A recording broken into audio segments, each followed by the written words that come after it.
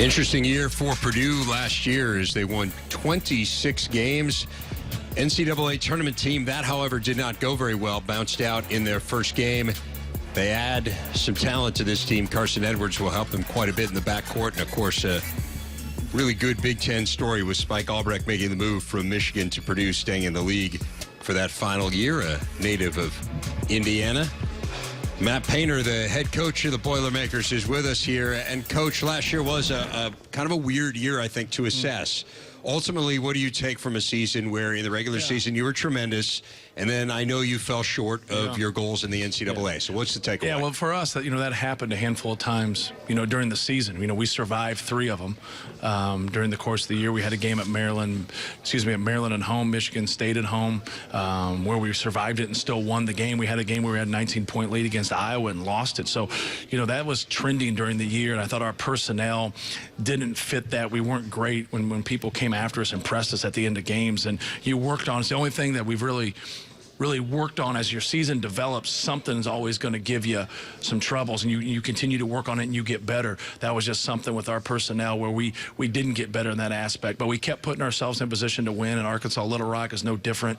But hopefully that keeps us on edge. And we had the same thing happen against Cincinnati in the first round of the tournament the year before, and we weren't able to finish that game off, and a lot of the same issues. And you saw a little bit of it in the NCAA tournament with a couple different teams where they didn't advance. And but hopefully we can, with additions and subtractions and some improvements, hopefully we'll be better in that area. And it is clear what that concern was. I mean, it was backcourt play. So now we mentioned Spike. We mentioned Carson Edwards. Right. Give us a sense of the guard spots and where you think you are compared to where you were a year ago. Well, I think it's guard play in that one area of handling the press. I think that's where we struggle. But I thought our guard play was pretty good. P.J. Thompson had the best assist-turnover ratio in the history of our school. I think the one thing he did for us last year was he was safe. He took care of the basketball, and now we need him to be a little bit more aggressive. We need Spike to be more aggressive. We need Matthias and Klein with more minutes now to be more productive, and I think they will be because they're going to get more attempts. Vince Edwards, I think, can really be one of the best players, overall players in our league. Then our size gets talked about a lot, obviously, with Swanigan and Haas and the production that they've had in the past couple years. How key was that overseas experience, taking your team overseas, playing against good competition? How key was that for the development of some of your young guards? Because I know Carson Edwards had a terrific yeah, he was our second leading scorer coming off the bench on that trip. But I think more than anything is just hanging out with each other, being around each other, kind of that cohesiveness. We got a group that likes each other, and I think sometimes fans don't understand. Everyone's so competitive, everyone wants to do well individually, but it is a team sport. But when your guys get along, normally those guys are going to sacrifice, and that really helps within the team. How about the perimeter shooting? I mean, that's such a key to be able to get the ball and capitalize on opportunities inside. I mean, how's the perimeter shooting been? Guys like Matthias, Ryan Klein. So key, and even Vince Edwards being able to step out and shoot it. P.J. Thompson and Vince Edwards both shot 40% from 3 last year. You throw, Carson Edwards, Matthias, Klein, guys that can really shoot the basketball and get 2-3 threes in a hurry. It could change it could be the difference in a game. So we have a lot of guys that can shoot the basketball, and anytime you have size and you have a skill level that's high, it's a good combination. You look back at some of the struggles you had against the press, and everybody just says, well, take care of the basketball.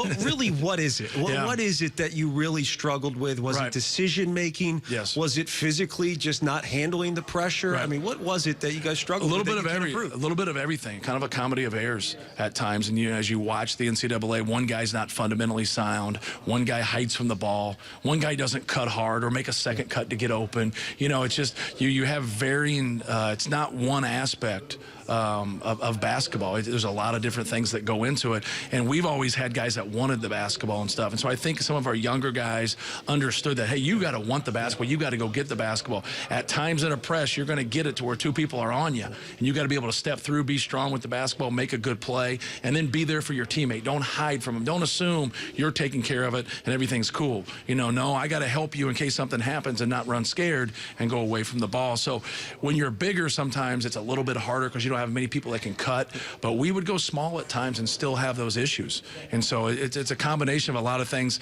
The thing that we've done this year that we're going to try to help with it is we've gotten West Virginia on a scrimmage right away. And so, yeah, that'll help. Yeah, it's scary to get the demons are going to come out right away. So we're going to be able to. You'll either figure it out or you won't. Either way, you're going to have a lot of. We're going to play the game in Columbus, Ohio. So if you see a lot of basketballs rolling around the streets, we haven't got it figured out yet. But no, I know it's a challenge for our guys, and so they've really worked towards it. I know our returning guards are excited about that kind of a challenge and doing better in that regard. But a lot of things get put to bed. Like, you know, we had a very good season for us last year. We didn't finish the way we did. So we just got to be better at what we do, take care of the basketball in some crunch times, and give ourselves a chance. And I think we can definitely make improvements. What a lot of people don't realize, too, is how mental things are in this game, especially when people start talking about it on social media. Oh, they can't handle the press. Teams bring it to you, and it becomes such a mental issue. I mean, how do you deal with the mental side of that? Yeah, well, I knew we had an issue when teams that didn't press, who pressed us and gave us trouble. You know, if you press and that's your deal, well, that's what you work on. You know, that's what, you know, you're coming after. And I really do think that's a great point that you make, because I really do think that's what it was for a couple of our guys. It was mental, and then when you don't want it, you know that look as a coach. You know that look they have, and you're like, oh, man, he's not confident in himself. Don't throw it to me. I don't want to mess up. But if you got more than one person out there, then you got a 7-footer that's out there. Well, one guy's got to take it out of bounds. So you got one guy out there that wants the ball. If they take that pass away from that guy, you can be in trouble. Let's accentuate the positive here, because there are a ton of positives with this team. I mean, I feel like we've Well, you only can point out the negatives if there are positives. Right. I mean, you have an incredible front line. You have a ton of talent coming back. I think one of the interesting things with your team is Isaac Haas and how his role changes with Hammond's gone. I mean, he's been a 15-minute-a-game guy, and maybe the most productive 15-minute-a-game guy statistically in the country. How does he become a 25 or 30-minute-a-game? Well, I think, you know, trying to get him to 20 to 25 minutes is realistic for us. The thing that he has is he makes plays. He's hard to handle. But how does he make plays when he's fatigued? I think that's going to be the question for him to answer. I think you guys are bringing him up here, so get that answered. We will. Well, it's the first thing we'll ask him. See what we can do. So I think that's going to be the telltale. Instead of me giving some great answer in media day about how this is going to happen, he's going to have to learn to be simple and be solid when he's fatigued, so he can work through some of those things. Instead of me seeing the problem coming again after 2.5 to 3 minutes, and then I'm taking him out. We don't need to do that. We need to work towards it. He does a lot of extra things. He does a lot of extra cardio to help him in that regard. But I think it's more of that mental thing of just, you know, concentrating, being disciplined, and then helping yourself and being simple while you are fatigued. And then how have you seen Caleb Swanigan's game evolve from where he was a year ago to now? Well, he's kind of the opposite. You know, he's one of those guys that can flip it real quick. You know, if he's ever gets tired, man, within a minute, you know, he's ready to go again. You know, I don't think I've ever taken him out where he hasn't said, hey, I'm ready to go while he's walking off.